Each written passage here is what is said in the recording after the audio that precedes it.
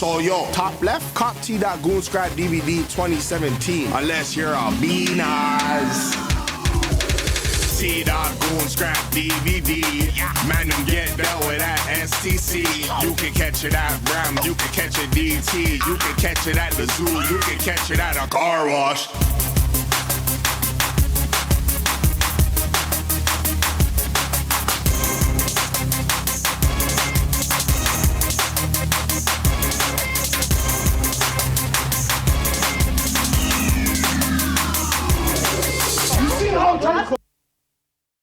Good time zone sweep world. It is Tuesday, June 10th, 2025. Welcome into the Anch show, I guess. The Anch zone? What's up? This is a broadcast about the video games industry. What's up? My name's Anch.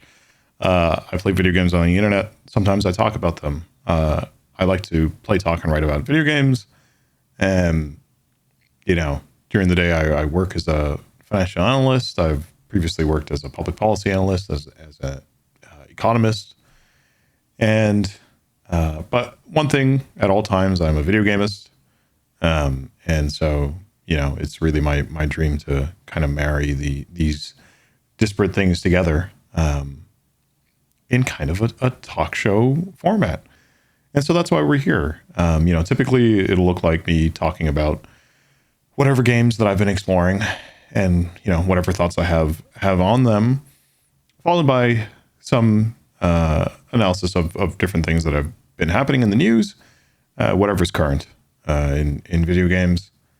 And then we'll typically end by taking a look at a game for about an hour would be how these days look like.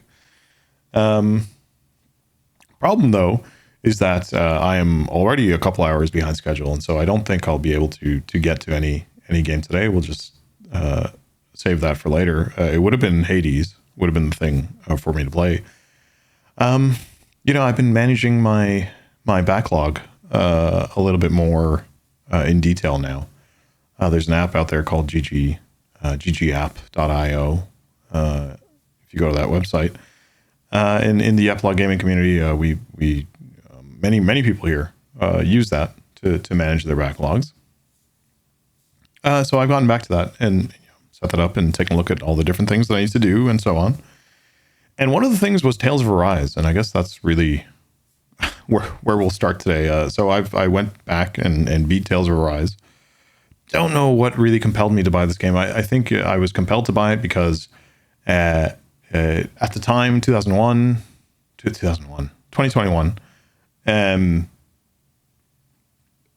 my computer was just about maybe a year old at that point, and I was still looking for things that looked really flashy and really looked like they could push the limits. I don't know that this game was necessarily one of those things, but it certainly did look flashy and colorful.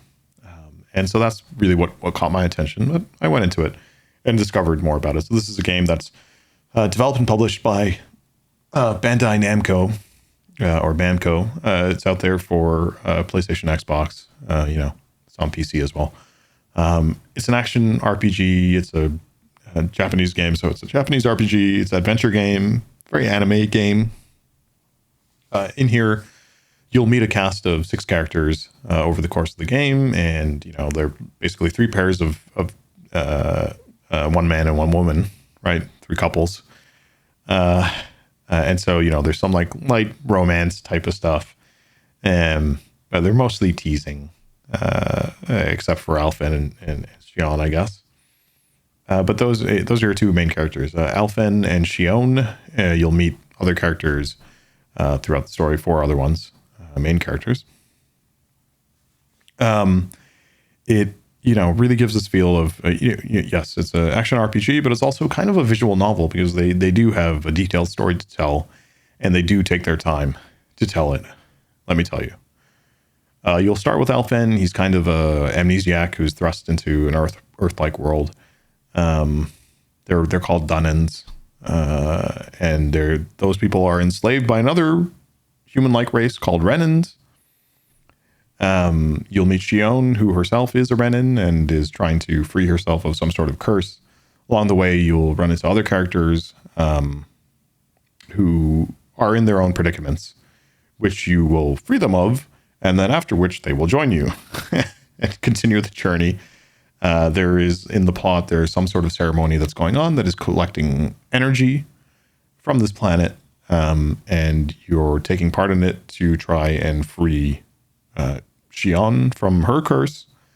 But each person kind of has their own original objective to joining up before it becomes more apparent that there is like a bigger issue at stake that is requiring the group to continue on their journey.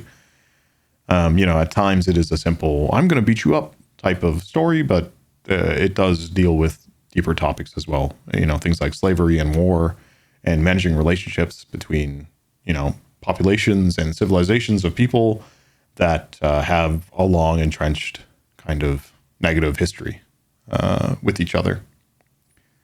The game itself, it starts out really strong with all its introduction of systems and its presentation to you. There are these skill circles that on each character that get unlocked that have different talents in them that you can pick. You gain skill points after every fight, after every fight that you've been in. So you can allocate those skill points to unlock different nodes on those circles. The circles themselves will unlock as you play the game.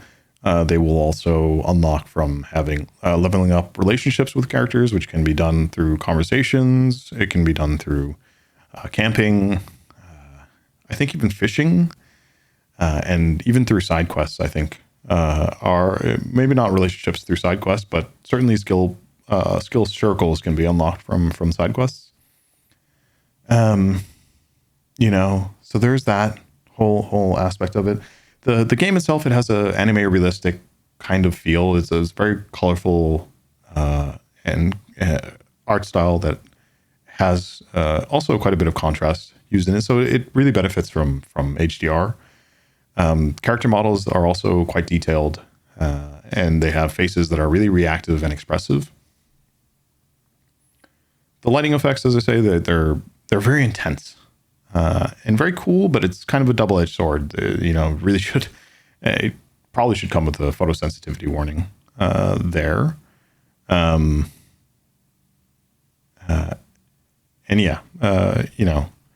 think otherwise, audio-wise, there's some pretty great voice acting throughout, and I really mean like throughout, pretty much the entire way.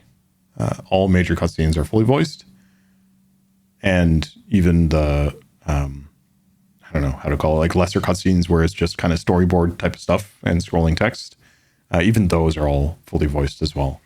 And so a lot of attention to detail in there, which is important because is like a big part of, I guess, Tales games, and a big part of this game is certainly the story that it wants to tell. And so by using the voice acting, it really helps keep the player engaged with the story.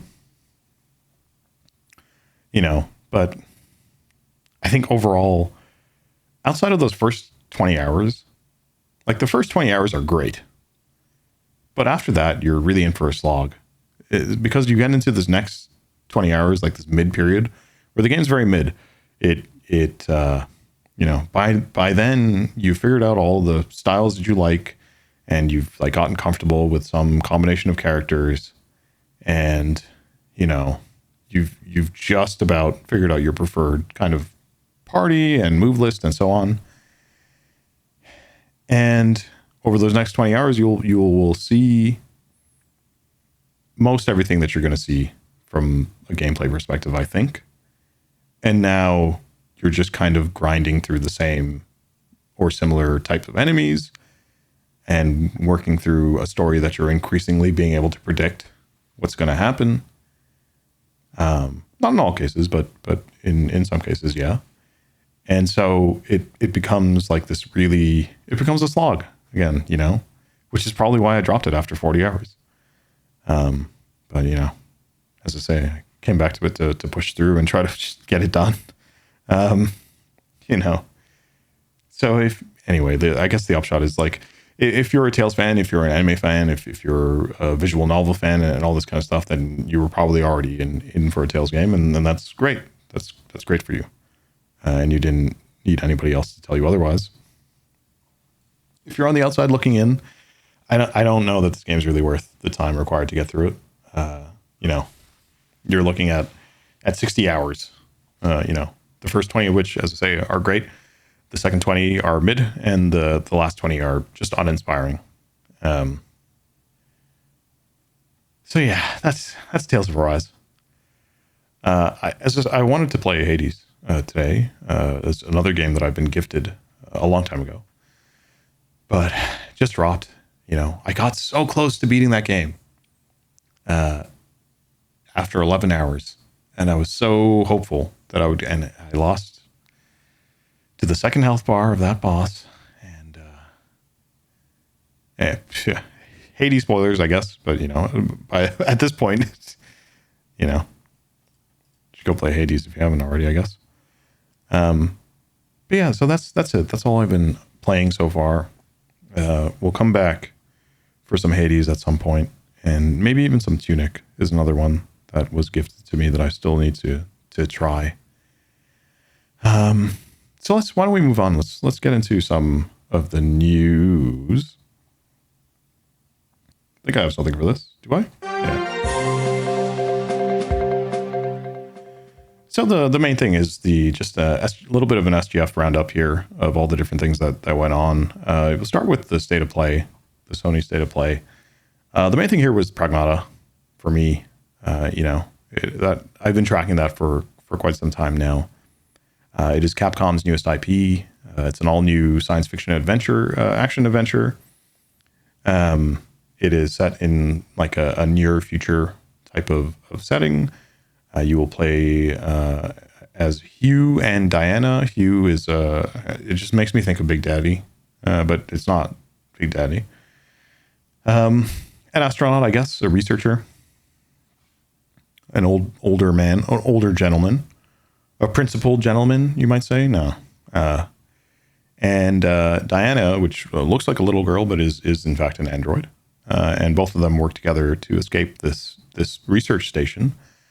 It's as I say in the near future, and so in this future there are robots, there are androids, and there is artificial intelligence, and something's gone wrong with the technology, and now all these bots are being really, really violent and not letting you leave the station, and that's kind of what you're trying to do. You're trying to leave the station and head back to Earth. So you work together with Diana and Hugh.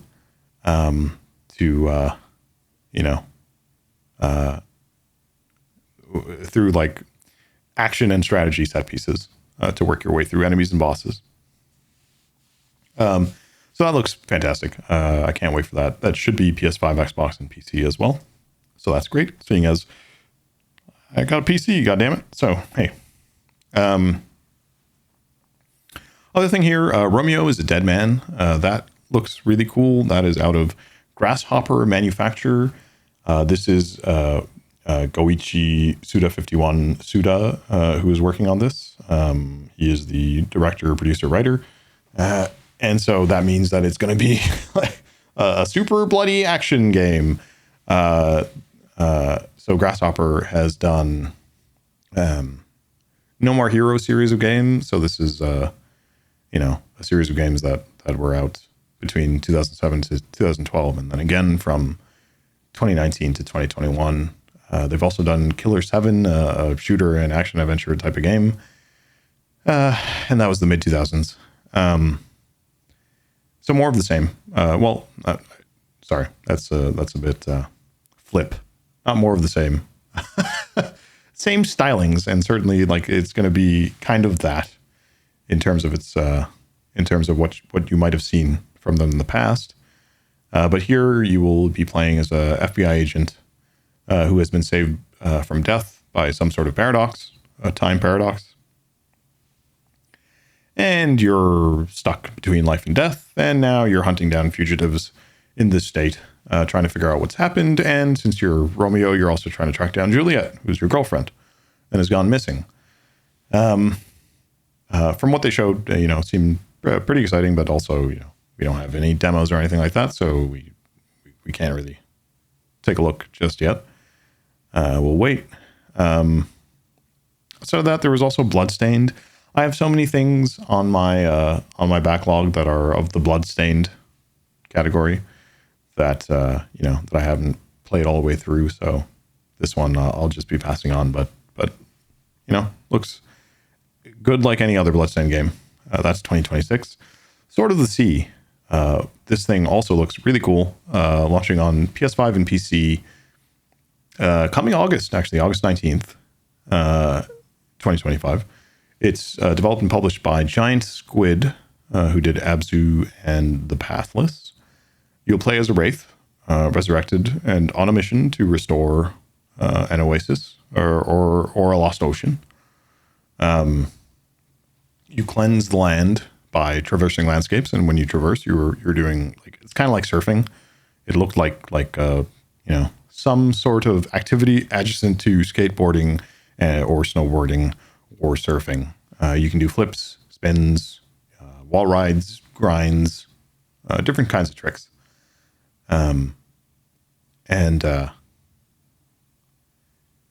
You'll collect some sort of currency to unlock more tricks, which is fantastic.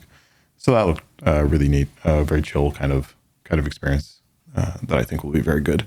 Again, another one of these things where I really hope it translates well to Steam Deck, because I could see that being really nice on there to chill on. Ninja Gaiden Ragebound was another thing that I saw here that looks fantastic to me. It takes it back to a 2D side-scrolling platforming type of game, which is in line with the classic NES game. But this game itself evokes some sort of SNES adjacent graphics. The story itself will be, starting just after where Ninja Gaiden 1 ends off at. So instead of Ryu, you will play as Kenji, a ninja, and Kumori, who is a kunoichi. And, you'll see like air dashes, wall climbs, puzzles, time segments, and so on. The one thing that caught my attention here was that the soundtrack is or will be or is composed by Sergio De Prado of Blasphemous, which I have played through Blasphemous, and so I know how great that game was auditorily. And so that's exciting in and of itself, that someone of that talent is working on this. And there will also be contributions, or have been contributions, from the original NES Ninja Gaiden composers as well. So pretty brilliant. Outside of that, I have to mention Baby Steps. It's from the makers of Getting Over It, QWOP Ape Out, a physics-based walking simulator with comedic and reflective vibes. You'll play as a guy who has been whisked away from the basement and literally learning to walk for the first time. And that'll result in, you basically looking like a baby doe, buckling around and flopping. Conversely to Getting Over It, it's not going to be strictly linear. There will be environmental puzzles, and there are no strict objectives. And so you'll take on challenges as you like and explore as you like, is what it sounds like anyway. And that was it for State of Play. Then we had SGF on Friday. And this one itself was a little strange. There's a lot of gore and a lot of goo. I just got this feeling that a lot of games that, were ready to be shown there had taken inspiration from several years of Elden Ring games that we have gotten. And I feel like we've gotten to a point where it's just a bit much now at this point. There's like too much of that going around. And I'm fatigued of it all. But I think that's also, as an aside to say, a really smart thing of what people over at FromSoft, I guess, have been doing with Elden Ring, which is, to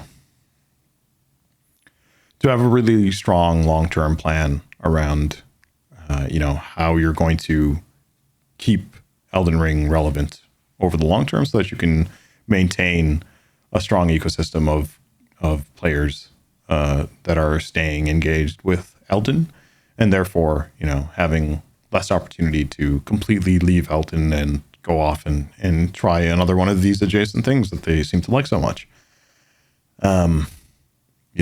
That is very important for a franchise to stay relevant and compete with all these other options that are out there in a saturated kind of industry context. But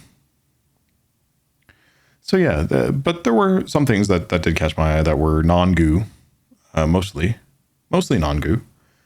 And, starting off with Stranger Than Heaven. So this was, we had seen some trailers for this. We just didn't have a title on it. But this is the Ryuga Toko or RGG game, their first wholly original IP in years, which is exciting. Being a fan of the Yakuza series. So this game will be set in Japan across 1915 and 1943. You play as Mako Daito, a moody ex-detective haunted by time fractures. The details given suggest a noir detective story with surreal sci-fi underpinnings. What it makes me think of is basically LA Noir is the thing that I think of, which, just for the theme of what's happening here. And it's like the jazzy score and all this kind of stuff. The brawling and the monologues and that kind of stuff makes me think of that. And I loved LA Noir. So if that is what this is, I think I'm really going to enjoy this. So I'm looking forward to this one. The next thing was Scott Pilgrim EX. This is a Ubisoft or Tribute Games / Ubisoft published, I guess. I'm no Scott Pilgrim fan, but this is a Toronto-made game. It's a side-scrolling beat-em-up set in Toronto. Toronto! Built by the Shredder's Revenge devs. There's a new engine to this game. There's revamped controls, some more tactical depth. But I don't know. I might check it out just by virtue of it being set in Toronto, which is where I grew up. Toronto. Outside of that, Mina the Hollower was also looking kind of interesting. It basically looked like Link to the Past with me, with some sort of Castlevania or goth stylings. So that was neat. Some whip combat and some grappling hooks, maybe, is what it looked like, and some movement like dodges and rolls and stuff. So that was neat. The Cube, which is billed as an MMO shooter. I'm not sure what that means, because will it truly be MMO? Will it just be 4 people, doing a thing in an environment, and then you get released to some social hub or whatever? It was mostly, let's be real, it was just the thick androids here that caught my attention.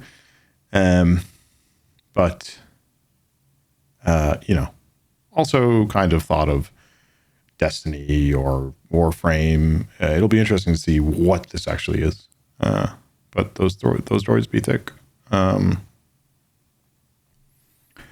there was the Wu-Tang game. So there's a Wu-Tang RPG with Ghostface Killah, and it's a 4-player brawler. It is soundtrack is made by RZA, and it has narrative arcs and skill builds and the whole nine. There are stop motion visuals that were noticed in the trailer that was given, which is okay, I guess. But I kind of have a problem with stop motion type of stuff. Just visually, it just visually doesn't make me feel good. So I remember watching that thing and being actually really uncomfortable with it. like having a hard time looking at it. And it's usually when you have something that is like center screen that is kind of choppy because of this stop motion thing that's going on. But then you have things in other areas of the frame that are moving at faster rates or are moving smoother. And that dichotomy really messes with me and, like is unsettling. It feels unsettling. And so I would rather have everything be at a constant rate. It's much easier to sit there and look at, So that was a bit weird. I don't know that I will actually engage with this, but I mean, that was fun to see, at least. Another thing that was fun to see that I don't know that I'll engage with is felt that boxing. Felt like I had to mention this just because it's funny, So this one just makes you think of a goofy gang beasts, crossed with Punch Out, as it was presented to us. There are fully simulated ragdoll, Muppet ragdoll and body reactions. The Muppets are felt textured and have really exaggerated movements. And anyway, the upshot is once they get KO'd, it looks like their soul is being ejected from their body. It's full of gags, So, but it's really walking this line between funny game and like meme overload. And, I think it ultimately might get too much on the meme overload side for me to really want to engage with. But, I'm sure it'll be funny. Out here on Twitch, I'm sure there's going to be a bunch of people that are playing it and enjoying it. So, and that might be fun to go look at. The last thing here was Sonic Racing Cross Worlds. This struck me as a smart kind of play to try and compete a little bit against Mario Kart by reaching beyond just the Sonic IP. So it's almost as if you're taking the Smash Bros strategy to a kart racer. The roster has the whole Sonic crew, but then they'll have guest characters from Jet Set Radio, from Knights, from Yakuza, and even Persona 5. There's 20-player online races with cosmetics, and there's going to be cross-play across PS, Xbox, PC, and Switch. So that's cool. I don't know. It's they named without naming Nintendo that their kart racer was going to be cross-platform, and that was funny, haha. But I thought that was actually a valid point to compete on, in some senses. And that's basically it for things in SGF that caught my attention. There was Day of the Devs afterwards. There I saw Ratatan, and that one is like, oh, I already know that I'm going to get Ratatan. This is a rhythm roguelike. It is a successor or a spiritual successor to Pantapon 1, 2, and 3, which were PSP games. This one is developed by Ratata Arts, Tokyo Virtual Theory, and PH Studio. Although the credits on Steam are different. It's TVT Co. Limited and Ratata Arts. The publisher is Game Source Entertainment. And so, 30-hour campaign, 4-player co-op, procedural stages with power-ups, weapon upgrades, 4-button combos tied to the beat, to attack, to defend, and to do special moves. Looks like a lot of fun. Very cute. Rhythm, action, and, musical type of game. Demo's out. And so I have downloaded the demo, actually. It's one of the things that I want to play on stream coming up. So, that's it. There was also, then, we had the PC gaming show. Outside of Day 9's antics, which it was fun to watch. Outside of that, they did show the James Bond First Light, a little bit more of that game and some of the thoughts from the development staff. And so this is IO Interactive that's developing and publishing this under license from MGM, the owners of Bond rights. But IO Interactive will have does have a bit of a freer creative license around this, and so they have basically gone with a 26-year-old Bond, a Bond that is, before License to Kill. It's before being in the Secret Service or whatever they're called over there. MI6, is it? And so it is how do they put it? It's like a Bond that is not yet cold, callous, a Bond that is more energetic, that has more of the impatience of youth, that is not worn down, and that is a principled young man, which is, if I can ever be called a principled young man, I would just die. Ugh. And I think that ship has basically sailed. But hey, he's irreverent, inherently charming. If I could be inherently charming, geez. And I also love for that. That'd be great. But yeah, anyway, you're a hero, as compared to IO Interactive's other game, Hitman. You're as Bond, you're a hero. You're not a villain, which is essentially what Hitman is, right? He is the villain. He's out there to eliminate the targets. And what this means for Bond then is that, combat is still going to be visceral, and they had said as such that they want to focus on making sure that combat is, really engaging and I don't know, like almost brutal in a sense. But when we were watching it, I thought of it. It inspired the Bourne movies to me more than anything else, just out of how carefully but brutally, visceral, I guess is the only word that comes to mind. How those fight scenes were choreographed and executed, and that's what it made me think of when I was watching some of the combat stuff, in particular the hand-to-hand combat stuff in those promotion materials. So that will be there, but that won't be the only thing. And as Bond, another characteristic of Bond is that he's a talker. He's a smooth talker, and he's a charmer. And so there will be ways for you to talk your way and dance your way around these different situations, which is also going to be an interesting thing to see. It's one of the things that I love about Disco Elysium, another game that I have to still finish, is your attempts to talk your way through different situations, depending on what your skills are and what you're capable of, can be really entertaining to see what you can get away with saying and doing. And so I can just imagine, running into situations like that. I think that would be very entertaining. From a personal enjoyment perspective, and also from a streaming, if you're gonna share this type of thing, I think that would be really cool.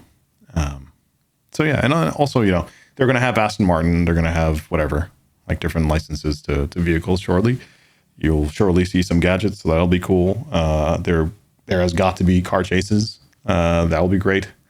I wonder what driving will look like and what that'll feel like. I'm always interested in driving in video games, even if driving isn't sure, there's driving games too, and I like those, but yeah, I don't know. So I'm keeping my eye on this. This is gonna be great. I got a feeling about it. But that was basically it for PC Game Show. We had the next day the Frosty Games Fest, and so this is Australia and New Zealand. Seeing as I have some ties to New Zealand, I suppose. It was a really fun show, but I was multitasking, so I didn't take down a whole lot. But one thing that absolutely got my attention was Winnie's Hole. So this is currently a very early demo. It's a horror roguelite and a dungeon crawler with deck building I guess it's not really deck building, but it is turn-based tactics. It's developed and published by Twice Different, who is based out of Australia. They're targeting 2025 for release. You will control a virus inside of Winnie, not Winnie the Pooh, but inside of a Winnie the Pooh adjacent character. You're the monster within. You're the virus that is trying to spread. And you do that through, you'll be dealt a certain hand of maybe 4 or 5 Tetris pieces. And you will be given some sort of layout in Winnie's body. And you have to lay those pieces to try and spread the virus and get to the end. Like there'll be some hole in that body for you to get to before you can progress to the next phase. And as you're working your way through to get to that hole, there will be pickups, either power-ups or resources or different things for you to get. And so it becomes important for you to manage your pieces and position them, thinking a couple of steps ahead for that. And, you're kind of tunneling your way through, but there is flesh around on all sides. And so sometimes your pieces can overlap and touch the flesh. If that happens, you lose life. There's Winnie loses life, but if Winnie dies, you die as the virus. So, so you're managing that as well, which is really, really interesting and really fun. And by the way, the style of it is in a kind of Nickelodeon, Nicktoon kind of a way. And so, this sounds grotesque, but the reality of the way that it's being animated, it didn't strike me as gross at all. Really, it was just fun. It was funny. And so I don't know. I think that's really cool. It's certainly not the goo core stuff that we saw out of the main SGF, variety. So you go through that body phase.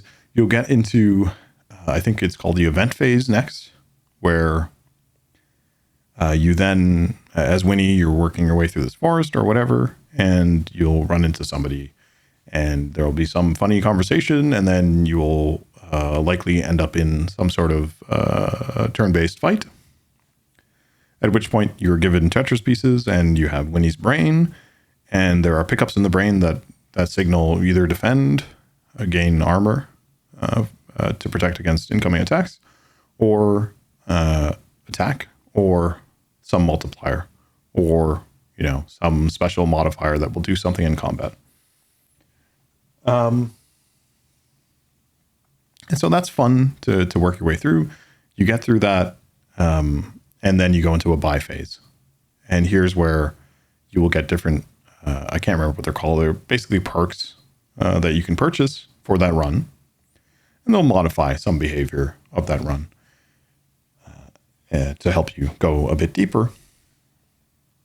After that, after your run ends, then you get back into some sort of main screen where, your score's tallied. You make some permanent unlocks, unlock different viruses, probably unlock zones later. I think there's only one zone right now, but there are going to be different zones, areas to work your way through. So that looks like really interesting, and I will almost certainly be checking that out. Yeah. So we'll see. I think there's only like 7 followers of this category on Twitch, but damn it, we're gonna do Winnie's Hole, the category. It's gonna blow up. Maybe not. I don't know. I hope it does. It would be really fantastic if it did. So that's that one. Then we had the Xbox Direct. I think, the big thing out of the Xbox Direct is obviously the handheld that came. I think, we were talking about it a little bit last week, looking at this thing and thinking, thinking about Xbox holding off on whatever handheld that they were going to do and really focusing on third parties. But I thought that meant third parties developing and releasing their hardware with some kind of light Xbox branding, and Xbox really being involved in creating and deploying the operating system. But this seems to be the opposite. It seems to be like really heavily Xbox branded to the point where this is basically an Xbox console. Which also means, because we have a prediction game at Eplock Gaming, and we have a handheld reveal for Xbox as one of those predictions, I think this ends up being true. Just because of how heavily Xbox branded it is, and also because it seems now like, at least for the next 2-3 years, we shouldn't really hear about an Xbox handheld, a standalone one anyway, because they're just going to, what they're going to do is they're going to partner with different, hardware manufacturers in PC gaming and in computers, and contract with them to build a console,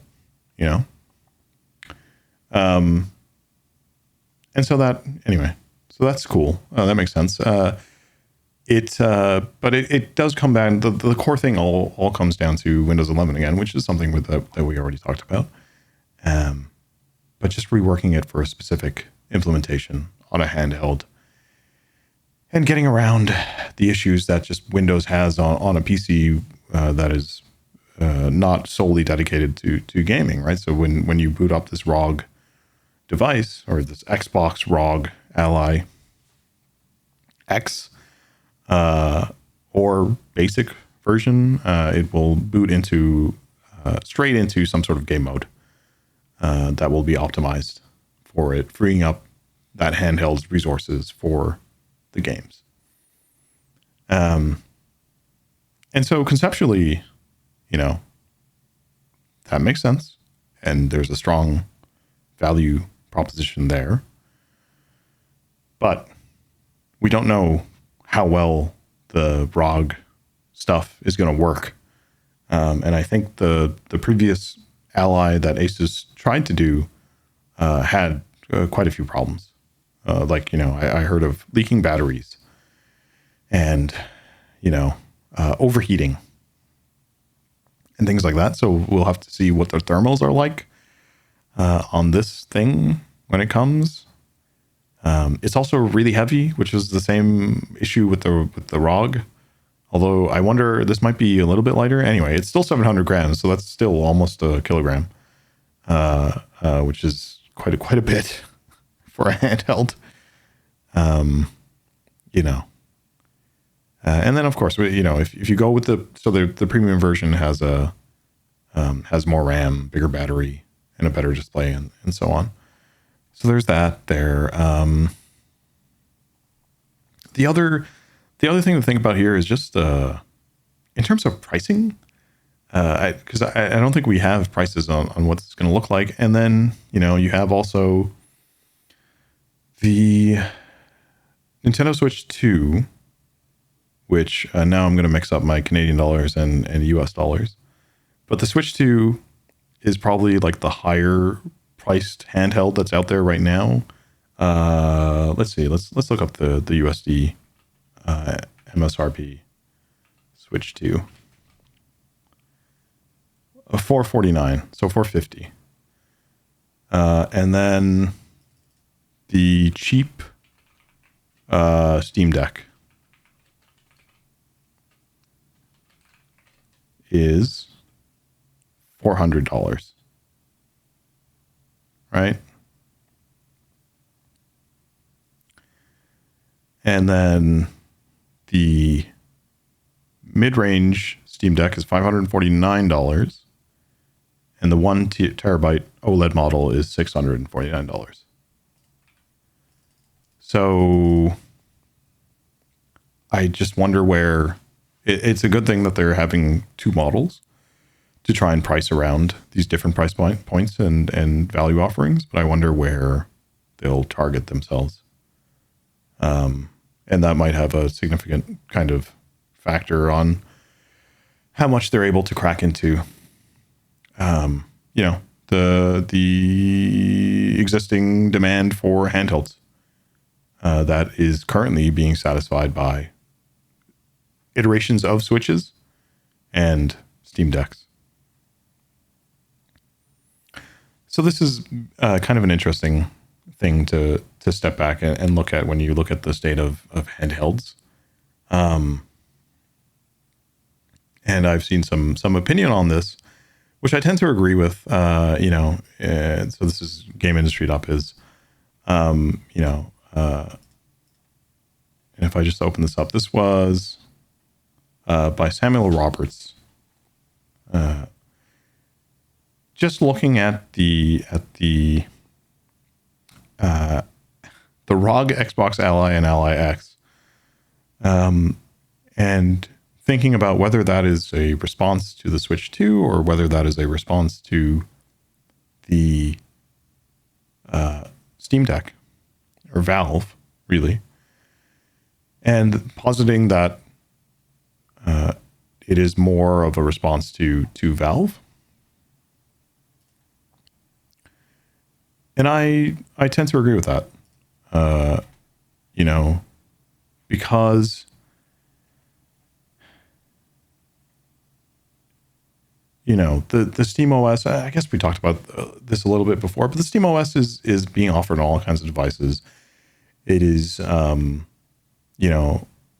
highly customizable, and the Windows OS as well wasn't working as well as the Steam OS on all these different devices, and so now you have Xbox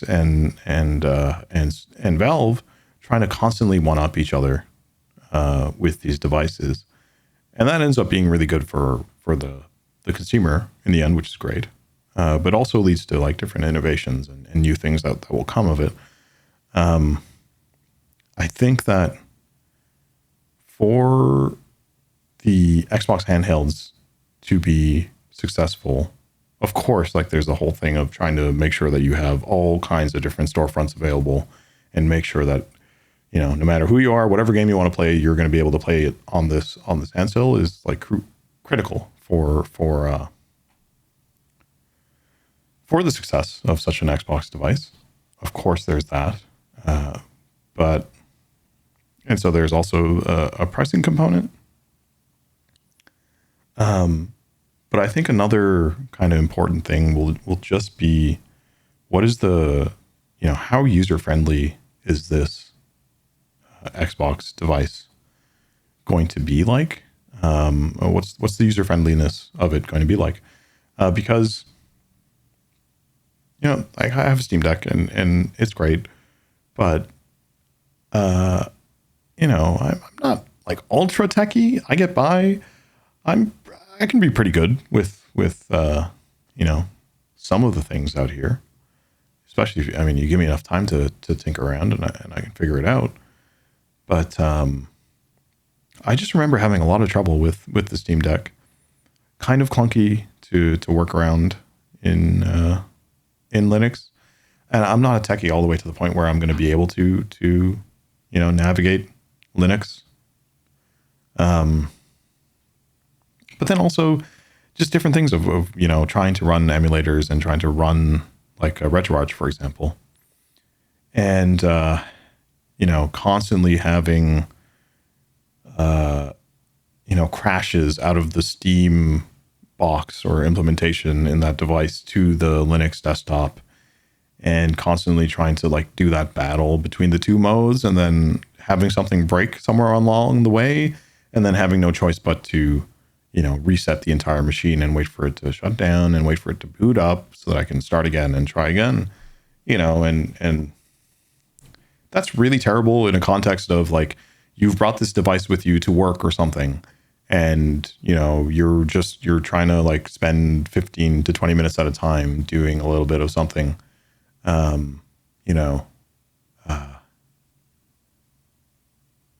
before you have to go back to work or whatever, And I think,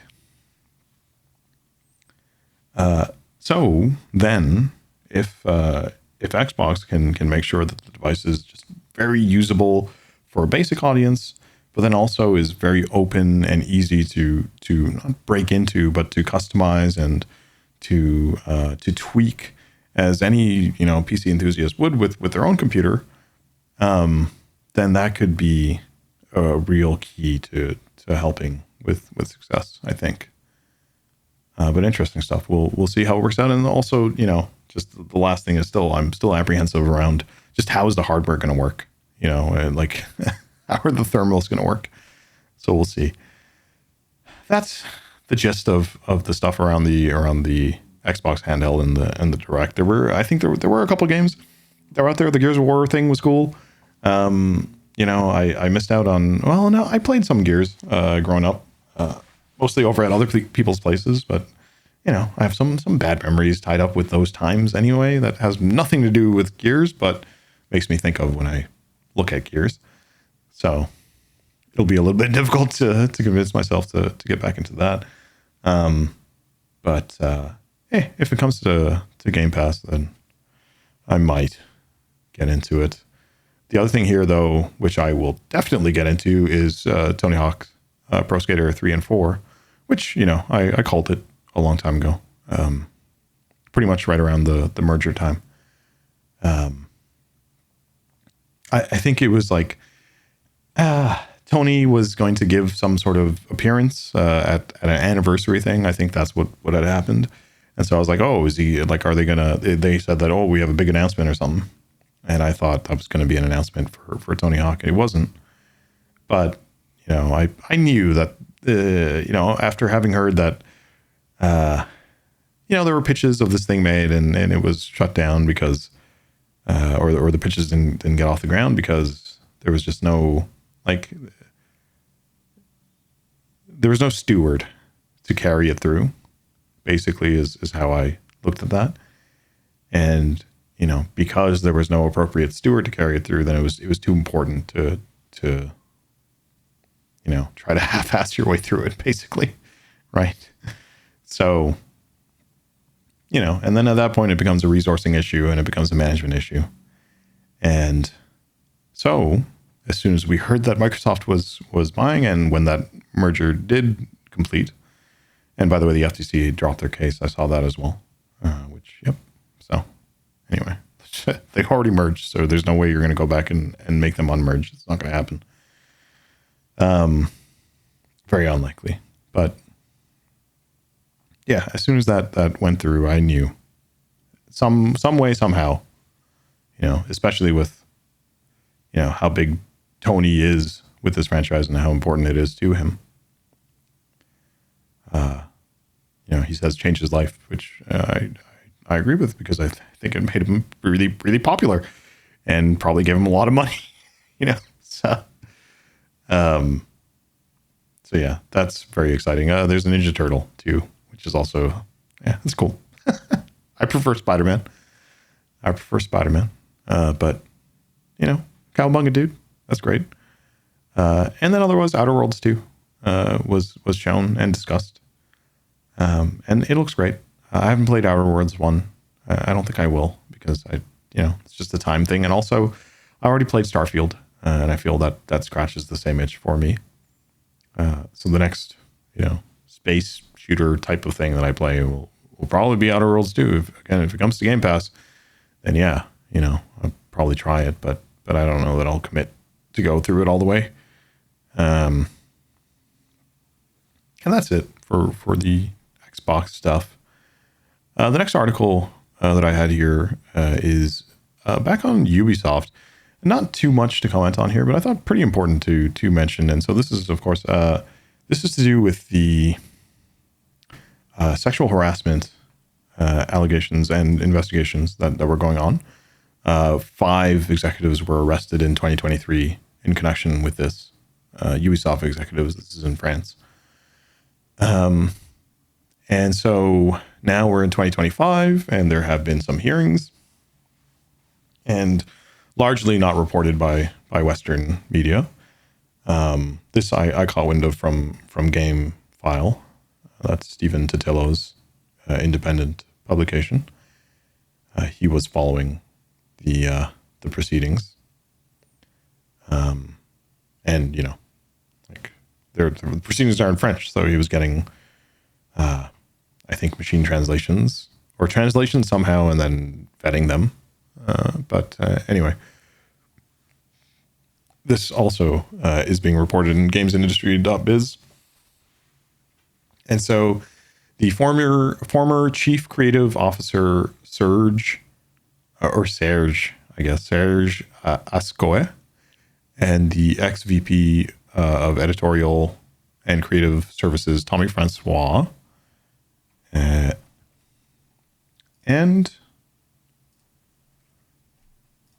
the former director, Guillaume Patru, are all accused of some form of harassment and bullying and sexual harassment.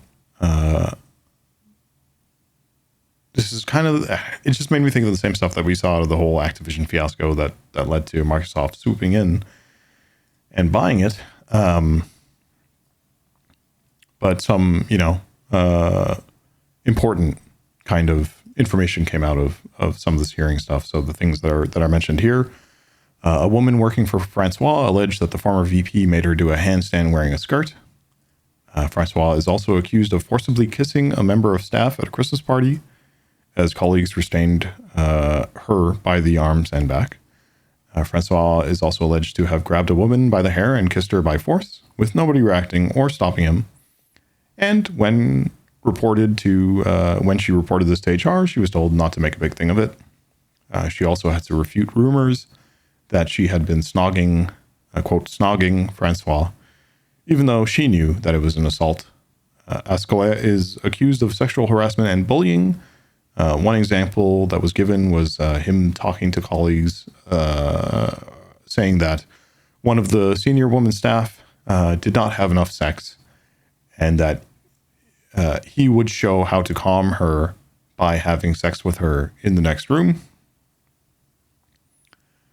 Patru, by the sounds of it, is a bit unhinged of a person, accused of sexual harassment, bullying, punching walls, miming punching of staff, playing with a cigarette lighter near worker faces, setting alight a man's beard, threatening to carry out an office shooting, and finally, reportedly cracking a whip in the faces of colleagues. So, after 4 days of hearings, the judges have retired to consider the evidence and reach a verdict. All three of the accused deny the allegations. So we'll wait for those days to pass and hopefully get a little bit more news around what the verdicts have been. I think it's important to recognize that this is the information that is out there. I think important to consider what you might do in response to that. I think, I vote with my wallet. If I see or hear things that I don't agree with, I refuse to participate in things to do with that organization or that game. It's a large reason why I refuse to do anything with World of Warcraft, even though a large part of my social group, or one of them, is still engaged there, and because it's a social activity, because that's how that group of friends stays connected. But I could not support the company and the behavior that was being done by that organization, because you enable it by supporting things or organizations or people that are behaving badly. You enable that bad behavior, and you tacitly communicate that it's okay for them to continue to do that. And I think that's wrong. And we shouldn't do that. And so, to me, naturally, it's just like, you hear stuff else that I hadn't known about, some really poor management practices and some, terrible treatment of staff, and particularly vulnerable staff, women, transgender, different sexual orientation, like gay or lesbian, and things like this. And, none of that makes me want to support your games. So no, I'm not going to play Assassin's Creed. I'm good. Thanks. But no, thanks. And, but the day when they finally get rid of all of those people, And when they bring more independent board members, and, when you stop basically acting like a private corporation when you are a public one, then that's the day that I might come back and support it. But till then, forget it. And also, there's a little bit of another aspect of this is that Ubisoft also benefits a lot from tax credits, both in France and in Quebec. And I think it's a little bit questionable whether they should be getting that level of support. They say that they receive.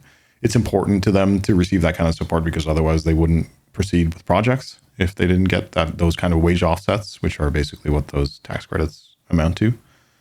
Significant savings on paying salaries and benefits, which are basically paid for by the jurisdiction. So, the Quebec government or the France government. There were some other series of articles that were exploring this kind of topic and looking at this and seeing like, okay, so, Ubisoft gets quite a big proportion of the tax credit that's available in France. In France, they were looking to eliminate tax credits to get some fiscal savings. And of course, Ubisoft lobby was there arguing against it. And in fact, the CEO was there arguing in a hearing. And, they said the Clear Obscure game was one such game that benefited from this tax credit. Therefore, Ubisoft also should get it. And you shouldn't eliminate it because other games do benefit. But I don't know. My problem is that the Ubisoft disproportionately benefits from it. And, while sure, there will be other games that come out that will be great, you will also equally be snuffing out all kinds of different competition that could benefit from greater support as small businesses, as opposed to a large business that largely does not need that kind of thing. That you are just enabling poor behavior and poor management by giving them money, by offsetting their costs, and them taking on significant costs because they're making bad decisions, because they're making biased decisions. That should be allowed to happen so that something happens within that says, oh, well, we should get an entire new board of directors, and we should probably have a different chair, and we should probably be governed a whole lot better so that we can have a well-run company that creates, good video games in healthy, sustainable, good workplaces. And until that happens, then I'm good. Thanks. I'm staying away from it as much as I can. So that's Ubisoft. I thought important to mention. And that's basically it. I think I have about 9-10 minutes here before I have to wrap up anyway. So why don't we just end up on the Switch 2? Because that's the thing this week. People are really, really enjoying their Switch 2, and that's fantastic. That's great to see. I didn't think that I was going to get one. It's more of a budget kind of thing for me because there's just a lot of different things that I need to be concerned about splitting some funds over. And, it's a large reason why I'm still kind of behind on console gaming or console gaming generations because, I can't afford to have every single freaking console, especially not if all of them are going to be, pricing themselves at mid to high prices, let's say. But this launch was interesting. It felt under advertised, but I don't know. Maybe that's also because I don't subscribe to traditional, like cable TV or anything. Because I wonder if I was watching cable TV, would I see Nintendo Switch ads? Maybe. But even out and about, I don't see billboards of it. On Twitch, I don't think I saw, Paul Rudd looking at me on the screen. Anecdotal evidence. It seemed like, parents didn't all know what this thing was. And we still had our lineups and we still had long lines and all that and pre-orders being stuffed and all this kind of stuff. But there are also stories of people just walking into stores, like 2-3 days later or 4 days later going in and, oh, there's a Switch 2 on the shelf. which suggests that, because of what this thing is and the hardware that's in it, it could have been out like any of the 3 years before today. It could have been out, just given what the hardware is. But that it's not suggests that there was a lot going on to make sure that the supply would be satisfied to meet whatever demand was being forecasted.